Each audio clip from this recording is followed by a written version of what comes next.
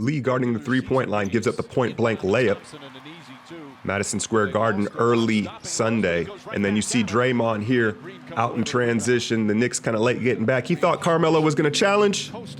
No. Come on, Dre. You know better. Melo don't play hard. Come on, Dre. And then take a look at Clay. A rare off-the-dribble three ball in Derrick Rose's face. D. Rose did have a nice game. Looked explosive outlet. And if McAdoo's going to try to finish at the rim like this, send his ass back to the D-League. And then take a look at this sequence here. Steph misses his patented scoop layup, misses the corner three ball, and this was just kind of a, just an example of how poorly our offense has been the last 3 games. Look at the spacing, hesitant, doesn't know what he wants to do now, and it ends up in a turnover.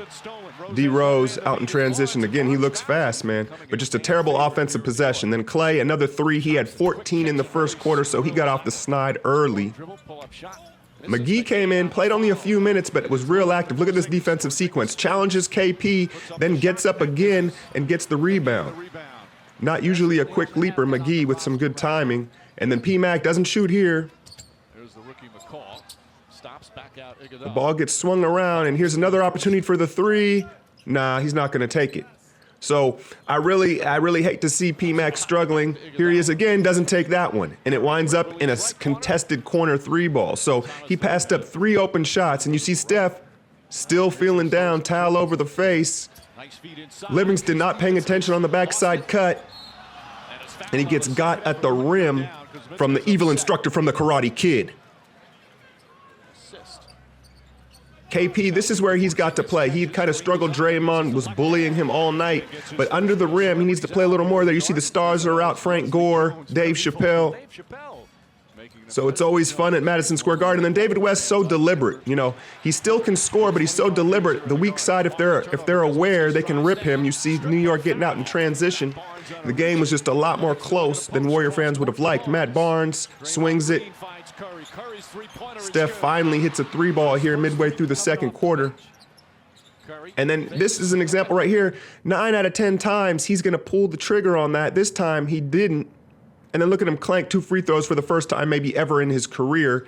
Iguodala, he rises to the occasion. You could tell he felt some type of way, the way we were playing, and just a little more intensity out of Ig. And he's the type of guy, just like Barnesy, when you need him, he's going to hit the shot, even though he's not a shooter. Look at the intensity here. He's like, come on, fellas. Then KP, some gravity. Courtney Lee hits the 3, and New York all of a sudden has the lead. And that's why the offense needs to run through KP, Knicks fans. I know y'all agree. Here's what I'm going to show you. That's your shooting totals.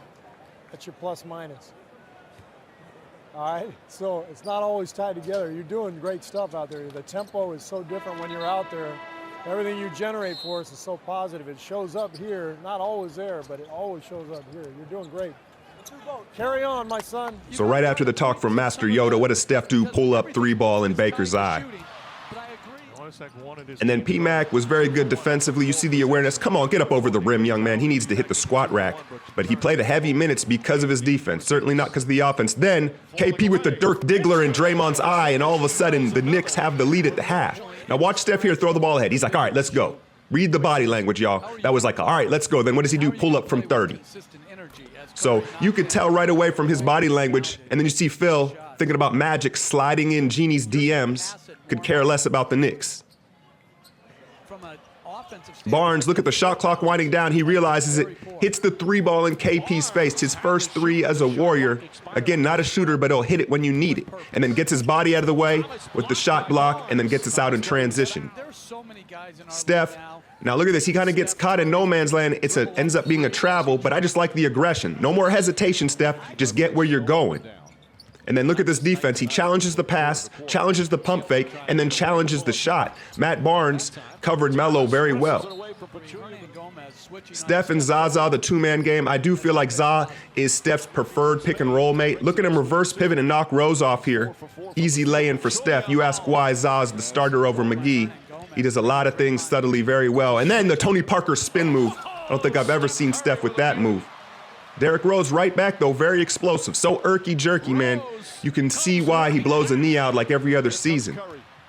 And then Steph dancing on his former teammate to end the third in his eye. And then I never heard of this cat, Ron Baker, right at Draymond's throat. Had a huge second half, man. And Spike still believes. I don't know what kind of Scooby snacks that dude be eating, man, but he can ball. And then Steph, no chance in transition, the and one with Derrick Rose at full head of steam. You see a minute left. They're still hanging around. Melo gets switched on Steph. Dances with him a little. Look at Melo move his feet. Come on, Melo. It doesn't matter. It doesn't matter. So Warrior fans and Steph can breathe a sigh of relief, and Melo can head back to the penthouse and pour that Hennessy. Hit that like, share, and subscribe. I'm out, y'all.